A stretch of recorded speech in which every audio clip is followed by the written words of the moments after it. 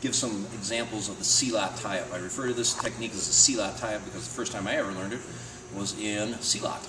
So, my partner's going to throw 2 punches at me. He throws the first punch, I block that down. I'm going to roll this over, catching with the web of the thumb, pushing it across, and I want to hang on to that kind of low so that he's tempted to punch over the top with the other hand. That one I'm going to block over the top, grab, I take a step back, locking the forearm across his tricep. I take a step back and I drive that right there. Now, I don't generally do this throw in class because it's a nasty throw and there isn't any good way of landing it, so usually we just twist our partner up and leave it at that. So he punches 1, he punches 2, step over there. Another easy way of getting into it is off the wrist grab, but it's the same lock. I'm going to twist my hand up in front of me. My free hand is going to come in with my palm facing his belly, my thumb pointing to the outside, grabs the bottom wrist. And it doesn't matter which hand he has on top, I'm going to come in here and I'm going to grab that bottom wrist. Top hand continues to turn over and grab over the top wrist. I step back, and there's my lock again. There's some fun variations on this that I like to do.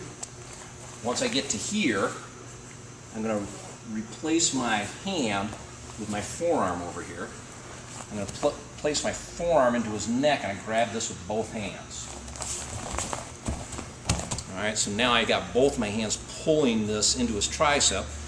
I'm extending his arm with my elbow over here and I'm preventing him from going anywhere with this elbow. Stick it right there in his neck and pull. Alright.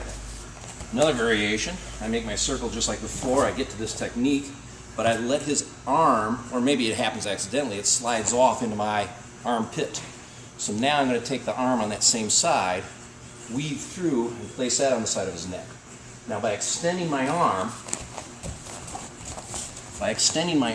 I'm going to push his hand this direction, at the same time pushing his head that direction, and increase the pressure on the lock just by straightening that arm out.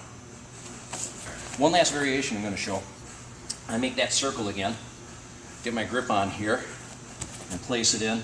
I'm going to get in, grab over the top like before, but now this time I'm going to come underneath with this hand. I'm going to come in really close, and my bicep is going to be under his elbow now. As I lift this, I'm going to pull with this hand again, and I'm going to lift with my bicep into his elbow to do the throw. Alright, so one more time on that.